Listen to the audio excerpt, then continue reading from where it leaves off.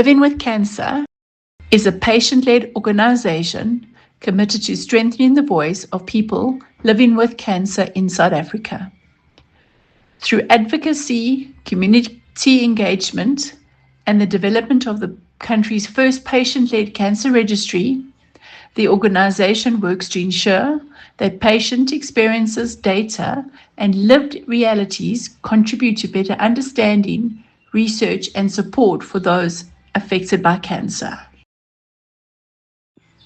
As part of this work, Living with Cancer South Africa produces a range of conversations that explore the realities of cancer beyond the clinic.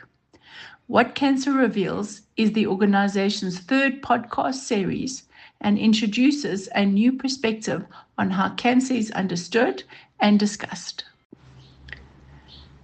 This series steps outside the familiar stories of diagnosis, treatment, and survival. Instead, it explores what cancer exposes about systems, power, data, identity, and the invisible work that patients, families, and caregivers are often forced to carry out in order to survive and be heard. Each episode invites guests to reflect on what cancer revealed in their own journeys and in the systems around them. These conversations move beyond inspiration and awareness to examine the deeper truths cancer uncovers about healthcare, society, and what it really means to live after illness. What Cancer Reveals is an invitation to listen differently, to question what we think we know about cancer, and to recognize the knowledge that emerges from lived experience. Good morning and welcome to the Living with Cancer podcast series. Today we start a new series. The series titled What Cancer Reveals. And the aim of this podcast series is to just chat a little bit around the familiar stories of diagnosis, treatment, and survival.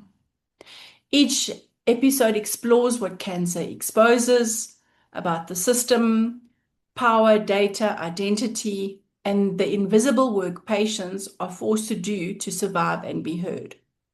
The series moves beyond inspiration and awareness to examine the truths about cancer, what it uncovers about healthcare, society, and what it really means to live after illness. Today, we are very fortunate to have a cancer supporter, someone who lost her mom to cancer. Brenda, welcome. Thank you. Brenda Errayah, we welcome you to this Living with Cancer series, and I'd like to start off by asking you to please introduce yourself. Thank you so much for having me. And firstly, I want to say, Belinda, you are doing amazing work. I'm Brenda Errayah, the daughter of an amazing woman who we've lost to cancer. This year is going to be 8 years that my mom is not with us. It was an interesting journey with her, a sad journey with her. But yeah, I'm happy to share today and inspire and just like go through what our journey as a family was with my mom when she went through this horrible, horrible disease. So, Brenda, if you could just take us back to a little bit around your mom, about the story when she was diagnosed. How old were you? How old was she? How did it all unfold? Okay. Firstly, in 2012, my mom was told she had polyps on her large intestine. And she went for an operation to have them removed. So at the time, she was told it was stage 4, which is a little bit scary because I think when polyps are at stage 4, it then changes over to cancer. I don't know all of the details, so please forgive me if I'm wrong. It was a while ago. So she had the operation, they removed the polyps, and what she was told was, she's fine. She does not need to have chemotherapy, and life was good. So she asked whether she could have anything, a precautionary chemo, and she was told no, 97%, she does not need to do this. Fast forward to about 2015, my mom and my father are in Thailand, and my mom's complaining that she's getting tired quite often. And they come back home, and then life just goes on. About a year later, it must have been about July, my mom starts complaining again. She's not feeling well. And my mom was not somebody who ignored things. So she would book herself into hospital and go have checkups. Because she's had health issues in the past. So she booked herself into hospital from that July. The doctor said there's nothing wrong with her. So from that time, they were testing her for everything else besides cancer. So as a family, we went on this journey with my mom for about 6 months where the cancer was not picked up. It was about October that year. My eldest brother and I went down to Durban for a funeral and we saw my mom. And my mom was saying, oh, she's just tired all the time. And I would say, Mom, stop doing so much. You're doing so much of charity work. You're working with the church. You're doing stuff. Stop doing it. Just relax a bit more. Because also my mom at the time was about 64. And I'm like, just take it easy, you busybody, you know?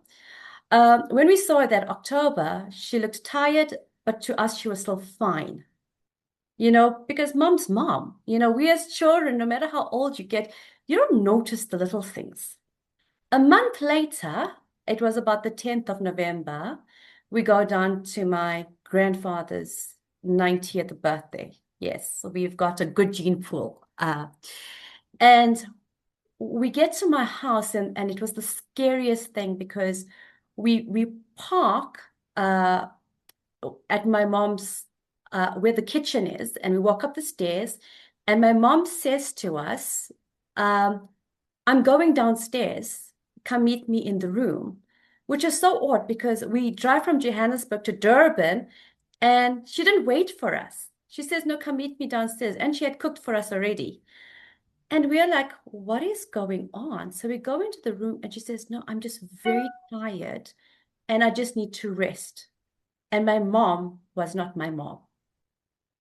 My mom at that time was already struggling to walk.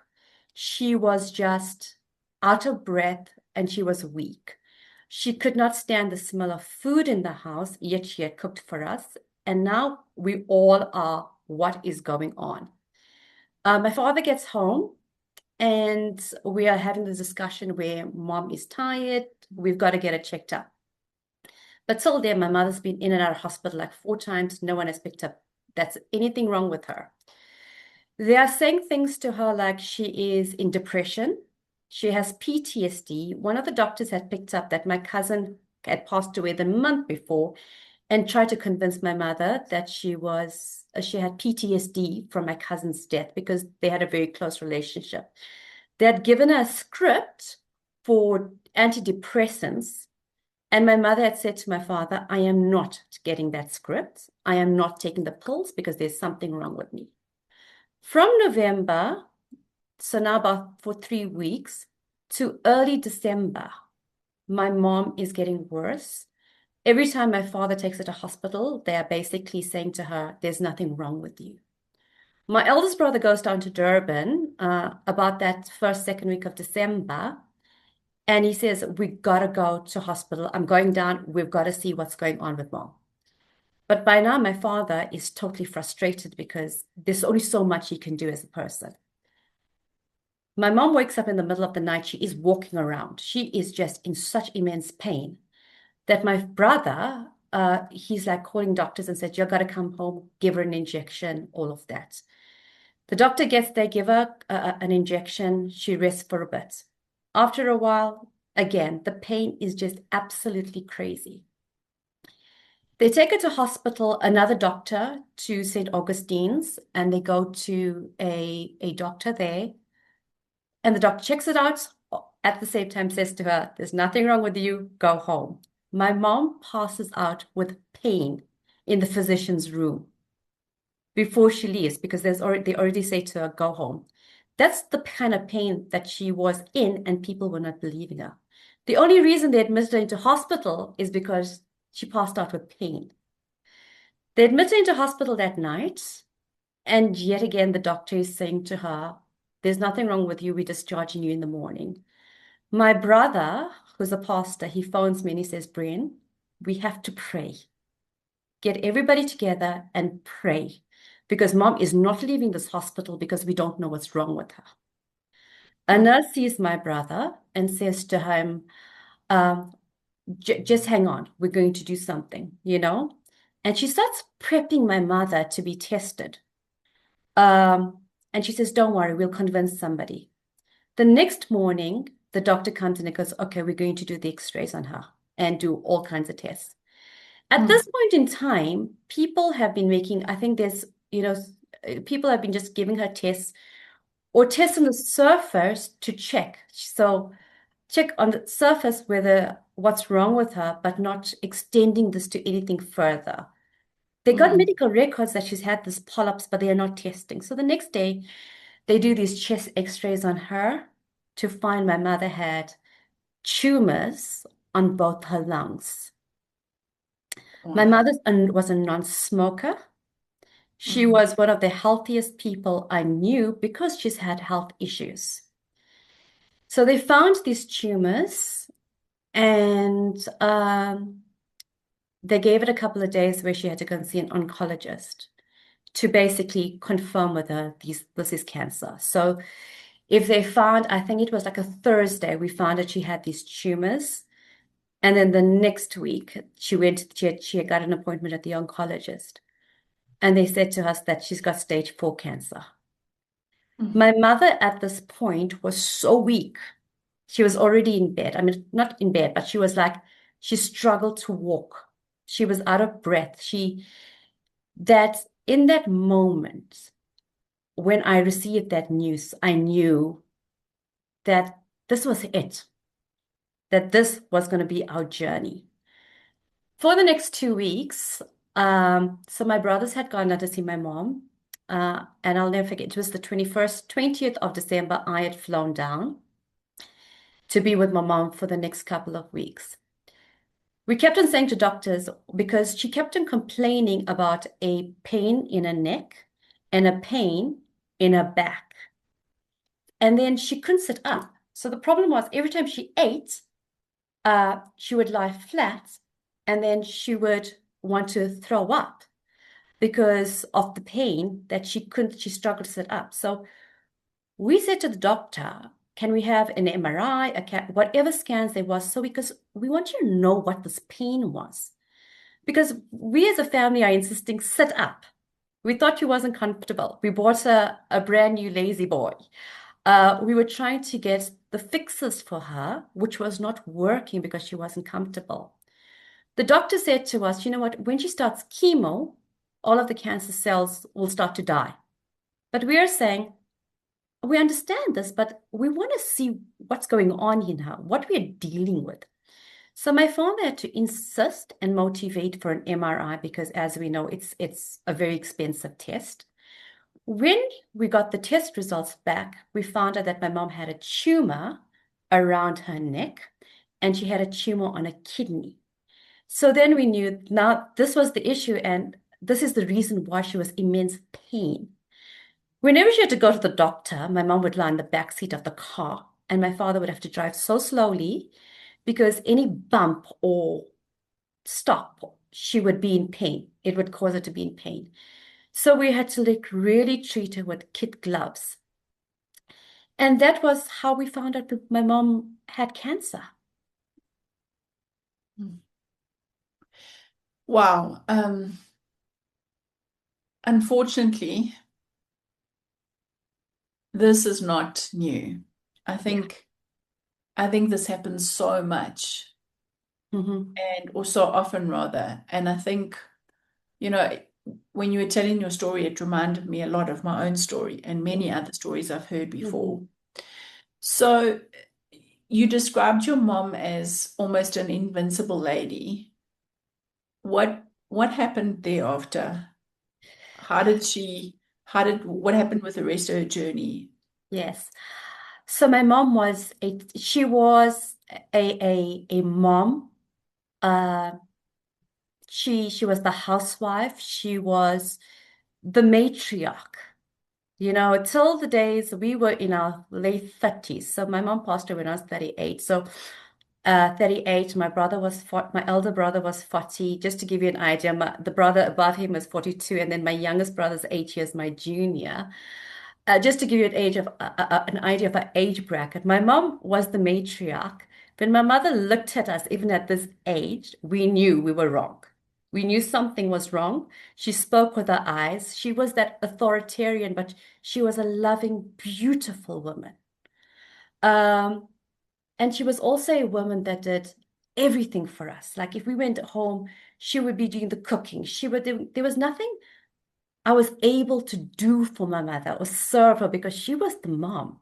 Go home to her house and wake up to freshly made muffins early in the morning and the food is cooked and all of those kind of things. When my mother went on this journey, so I got to home on the 20th, and that was just context of this woman she was. When I went home on the 20th of December that year, it was 2016, my mother lay in bed. No one was allowed to sit on her bed because the movement caused her pain. Whereas prior to that, all of us would be sitting on the bed with her in bed, crowding her room. We weren't allowed to sit on the bed. People would come in to visit her because she had such a community of people. We had to put a chair next to the bed, and she would politely say to them when she was tired, okay, you can go upstairs now and have some tea, because they couldn't be there for too much. You didn't have the energy. Belinda, I saw my mother progress from taking her to the bath or the shower, putting her on the stool for her to give herself a bath, progress over 3 weeks where by the time I left home, I was giving my mom a bath. I was Sure. lotioning my mom.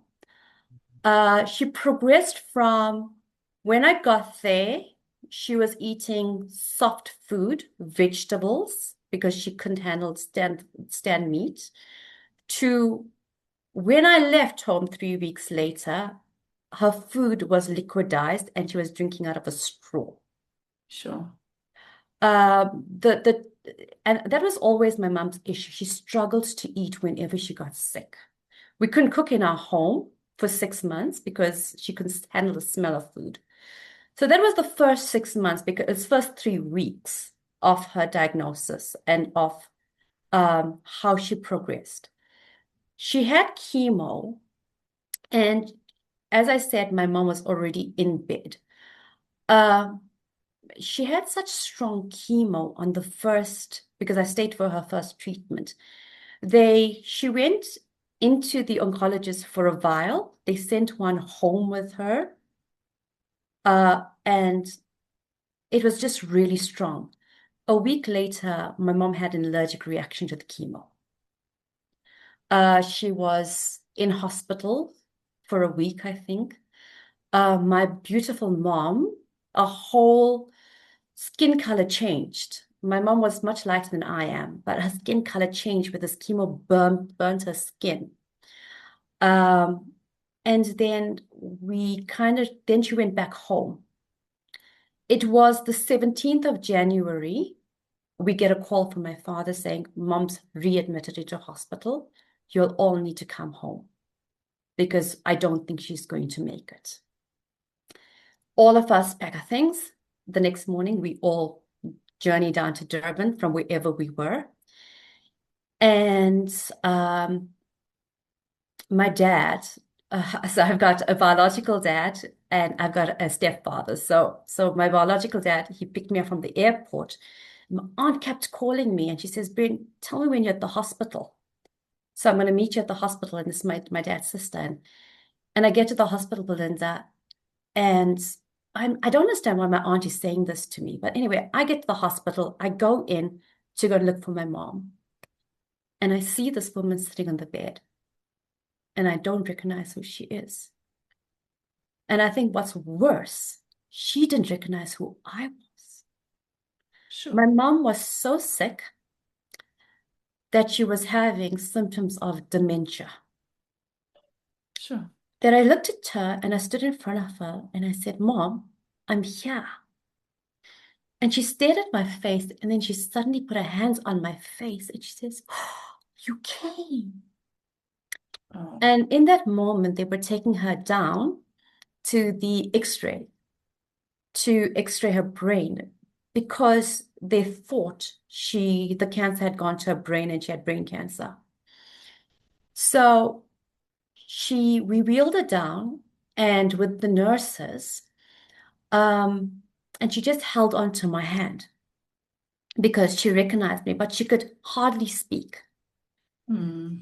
And when my aunt met me, she met me at the X-ray room, and I finally realized why my aunt wanted to catch me before I saw my mom, because they knew the extent of how sick my mom was, and she had seen her prior to me. My aunt would visit her every day. Mm. And my aunt sat there with me. She's also a pastor, mind you. She sat there with me in that waiting room, having the most real conversation with me as Mm. to this is the situation, and this is what we're going to look when we're looking at the future. Mm. And that is what I appreciate about my family. We had the most real conversations.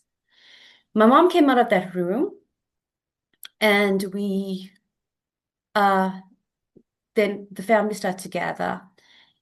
And this was a Tuesday. And my brother, the pastor, kept on phoning and saying, are they telling us what's wrong with mom? And I said, James, we're getting the information we're getting. Belinda, we had to insist with the oncologist to sit us down and tell us the reality we are facing. Mm. Because till then, I know that my mom hasn't eaten. And I kept on saying to them, guys, my mom is not eating unless you feed her. So I would go to the hospital and feed her. She would eat a little bit. But they weren't getting it that you had to do this physically for her. Just Mm. because she can sit up or she can be helped to the loo doesn't mean she was able to feed herself. Mm. So my brother comes down from Johannesburg. It was the Thursday. And he goes to the hospital first. And then he says to me, phones me from there. And he says, Bren, the nurses say that mom has eaten. And she says, I said, Jeremy, I was with mom and she has not. Nobody can convince me that my mother has eaten on her own. Mm. So we made an appointment with the oncologist who had finally agreed to see the family, Mm. where they had said to us, take your mom home and make her comfortable because there's Sure. nothing more we can do. And because my brother had said to them, he had said, we want to know how we can support her. Mm. We are not selfish people who are going to say, by all means, but we are not going to allow my mom to be a vegetable. Mm. We're not going to take her dignity away from her, but tell us what's the reality of our situation so we can support her. Mm. So she said to us, take her home and make her comfortable because we can't do much. Mm. So then we said, okay, then we had to speak about feeding her because we can't let my mom starve to death. And they spoke about putting a tube down her nose, down her throat. And I was like, we're not having that. We're not putting a tube. What is the next option? And the doctor had said to us, well, we can feed her through her port, but if the port becomes infected, we can't use it again. So I just said to, and blankly, I just said to her, you just said my mom's about to die. You said to us that you can't do anything more. Why can't we just feed it through the port? Because my mom, she would pull it out. Like anything over her face, she starts pulling at it. Mm. So we Mm. started to feed my mom through the port. I kid you not. That Friday morning, they started feeding her the Friday morning. Um, by 11 o'clock, my mom's friend went to visit her, and this was the time we all can just walk into hospital whenever we could. My mom's friend went to visit her, and she'd phoned me and she says, your mom's asking for you. And I said to her, it can't be because my mom can't talk. And I could hear my mom saying from the back, calling my name.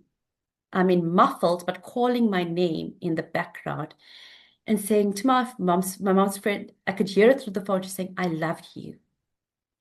Oh. And we all were at the house and I put the phone down and I said, guys, mom is awake and she's coherent. We all stopped what we're doing, jumped in the car, got into the hospital to go and see my mom. And my mom was lying in bed coherent. She knew exactly who all of us were because they fed her.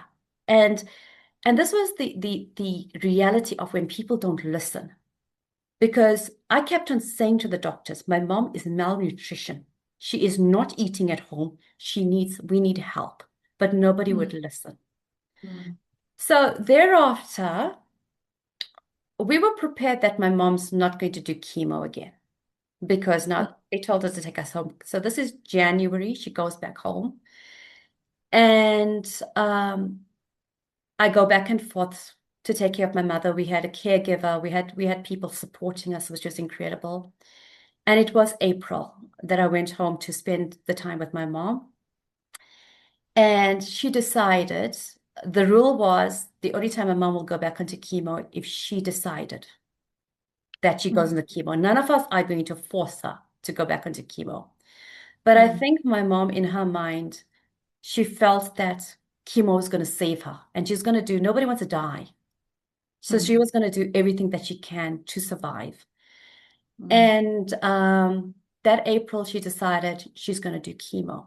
However, her legs started to swell.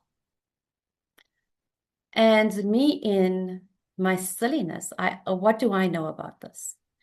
So she says, her legs started to swell, so I would just massage it. I would just like make her comfortable. And then she had said to me, so she was starting chemo the next week. And she had said to me, Brian, just phone Pops. That's what we call my stepfather. Call him and tell him to call the doctor because my leg is swollen and the swelling's not gone down. So he had phoned the doctor, and the doctor said, bring her in because apparently you cannot be ill. Nothing, you need to be nothing can go wrong if you're doing chemo. So the doctor had said, bring her in, and that's what we did. And in my mind, I was taking my mom in for a checkup, and I was bringing my mom back home that afternoon. We get to the hospital, and they do the scans on her, and they say to us that my mom's got a blood clot on her main artery on her thigh. And I start to go into panic because in my mind is I'm not leaving her here. I just cannot leave her in this hospital. At home, she has all of the conveniences. She has a caregiver. Her bathroom is right there. There's people to help her. And they said they got to keep her. So they keep my mom in hospital for the night. And the next day, so that weekend, I was leaving to come back to Johannesburg. And we're going to visit her. And the Saturday, she phones me from the hospital and she says, Brain, they want to attack me. They're attacking me. They're coming to. So I'm thinking, what is going on? And then I found someone to pick me up, take me to the hospital. And my mom is hallucinating. Sure. Because obviously she is not getting fed the way she should be getting fed. She's deteriorating and then it's you got to prepare yourself. I come back home, my mom is in hospital, everybody's trying every which way to get this to dissipate this clot, but it's just getting worse and worse. And it was about a week later. I'll never forget my dad, my biological father, goes with my aunt to go visit my mother. It was a Saturday. And he sends us a message, the oddest message. And he says, I saw mom today, but we're praying that she's going to be okay. And it was just odd. And I speak to my dad and I say to my brother, I say, James, maybe we must go home again. The next day I phone my mom and she can't speak. And the nurses say to me, no, speak to your mom. And I say, what, if she's sleeping, don't disturb her. And she says, and then they get the phone to her and she says, I said, Mom, it's Brian. I can't hear anything she's saying. I mean, she can hardly speak. It's all muffled. But Belinda, there's one thing I heard my mom say, is that I said, Mom, I love you. And she said, Brenda, I love you. I love you so much. And I'm so grateful for that call because the next day my mom couldn't speak at all. And on the 2nd of May, my mom passed away.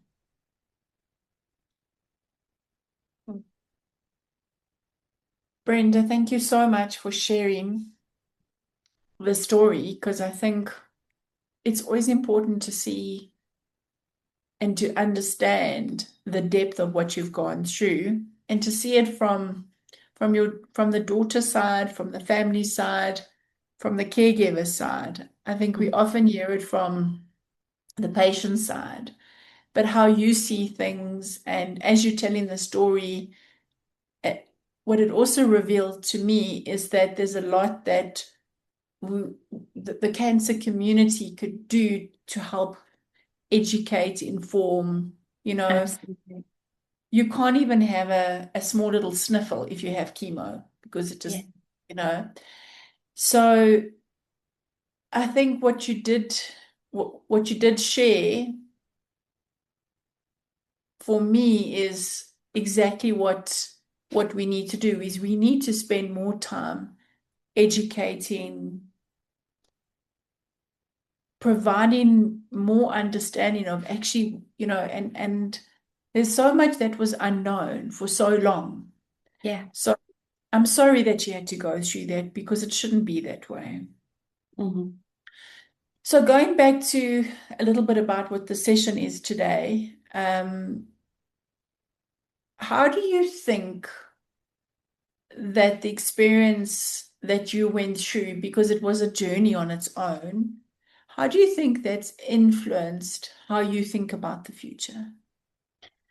I think when it comes to health, so lots of people say, oh, you got this one life, live it once.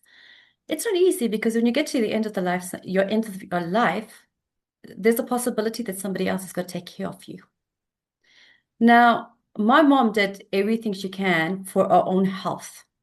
So for me also, it's like I watch what I eat. I go to the doctor and there's no reason for me to have in-depth tests. But I have checked. I have checked whether I have cancer. I have checked what's wrong with my body. I need to know how my body is functioning and make those adjustments for now. Because you can't get to a stage in life and go, I just didn't know. You've got to take the precautions. For me, I'm precautionary. I have to live my life in a way that's healthy, that's going to help my journey as I get older, uh, be more functional. So I'm very about healthcare, about the supplements I take, about what I eat.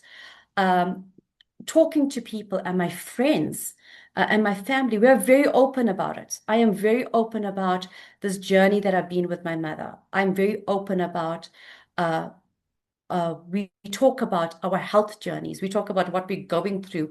Even my family, we got to keep those lines of communication open. Lots of people don't want to talk about it. But you got to have the conversations, and what you are doing is totally incredible. So that's how I've changed my life. It's we talk about death. We got to be open about it. The the other thing I think that we underestimate is obviously there must be an element of your own fear Hmm. because having your mom having Yeah. cancer and now what about me? Yes. And Absolutely. share a little bit about that. So yes, so not only my mom's had cancer, my brother, who's just older than me, he's 49 this year, but he had non-Hodgkin's disease when he was 27. He had an operation. He had the tumor removed from his tonsils, and then they found that he had cancer, and so he went on his own journey for cancer. So it's not just my mom; it was my brother as well, and thankfully he's in remission and he's doing really well, and it's not come back.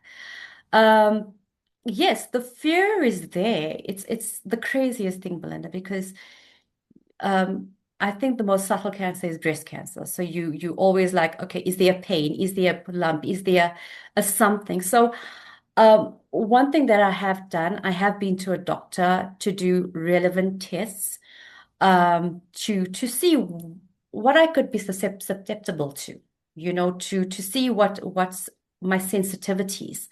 Maybe my mom had lung cancer, but hers was a metastasized cancer. Whether I have any issues. And yes, the doctor has said to me, because I was aware, I mean, is there anything else wrong with me?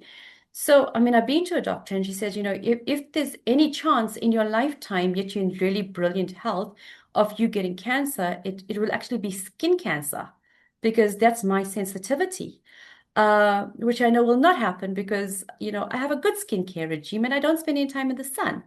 But the possibilities are there.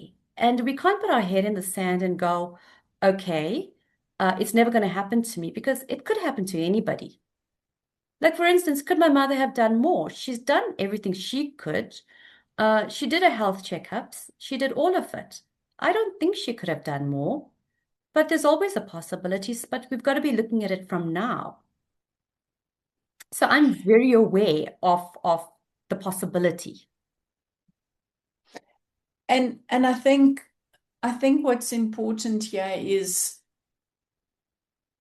the should have, could have, would have. It's almost Yes, pointless. absolutely. So with that in mind, how do you see life now? How do you live life? Because there's a lot of uncertainty and you're never going to know, right? No. So how do you live life now? With gratefulness, because you don't know what tomorrow holds for you. The most important thing to most of us is work, make a lot of money, but relationships and those that are closest to you, you hold them dear. So I make a lot of time for my family, a lot of time for my friends, a lot of time for things that are important to me, that brings value. And also, how do I add value to the lives around me? So I'm very grateful because, just a little bit of background as well, is that when my mom was sick, we had so much support. So lots of people don't have that much support. We had so much support from friends, her family, the community. And that is one thing that has really been stood out for me. And I think to form a community of people that love and support you and value. So it's not only what value people bring to me, but what value I can give to people. But be grateful for what you have. Be humble because life is fleeting. Time is fleeting. You never know. Because it changes like this. You know that for a fact. Everything changes overnight. And then you got to go back and think, what have I done with it? And I think, Brenda, you touched on a really important point about what cancer reveals about time, Mhm. and how we see time. So, had you known how much time you had with your mom, would you have done anything differently? I always think I could have been a better daughter. I think, but God was so gracious to us. My mom and I we were mother and daughter. Uh, we weren't best friends. We were mother and daughter. We butt heads. We had our tensions. But we were mother and daughter. And I think the graciousness was when I had the time with her to be with her and take care of her. I will always say, people would, even up to now, they go, oh, but it was so tough. You got to do all of these things. For me, it was an absolute, absolute honor to serve my mother. And for me, that was the graciousness because in my life, there's nothing I could do for her in the past. She was the mom who did everything. And that graciousness, that I could honor her by taking care of her. And I think I have no regrets because that time was the healing for us as well. It was the healing for me to spend that time. Not many people get to tell their parents, I love you for the last time. So I never ever think about, could I have been a better daughter, or could I have done things better? Could I have been her best friend like the way she wanted? Because it's meaningless. But guess what? I got to tell my mother I loved her for the last time. I hold on to it. I got to hug her for the last time. So those are the things I hold on to.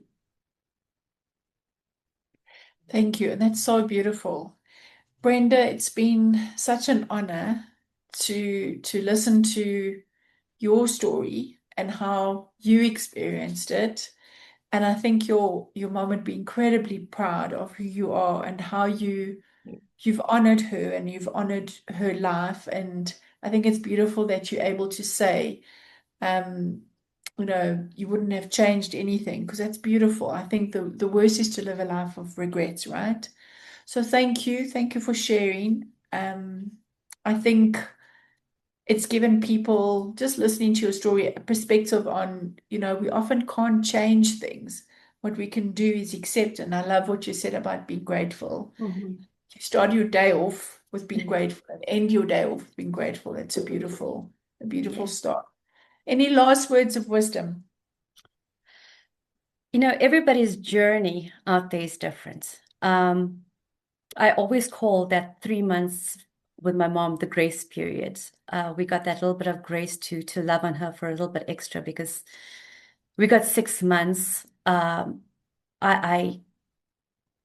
I think 6 months for us was enough. Lots of people have to journey this much longer. Lots of people are fighting much longer. And we've got to be so cognizant and so um, empathetic to the person that's actually going through the cancer journey and that family that's supporting them. Because it is just so much. It is so difficult for all of them. And that whole community needs to be supported in its entirety because it's a difficult journey to journey with one's loved one when they have cancer and to lose one's loved one. And we had the support and the love all through, even up to now.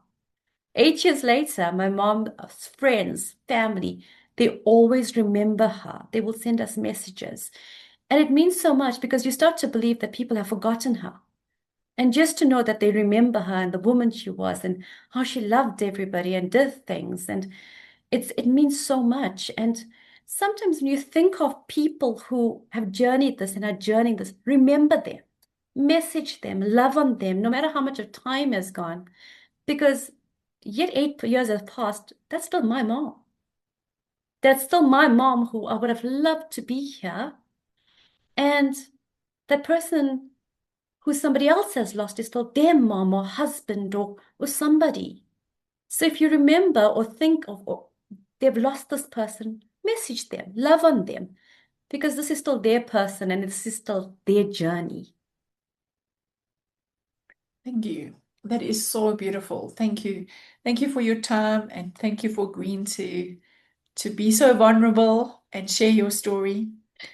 It really adds, I know that it adds to other people who go through the same Mhm. journey. Thank you so much. Thank you for having me. This was real pleasure, a real pleasure. Thank you.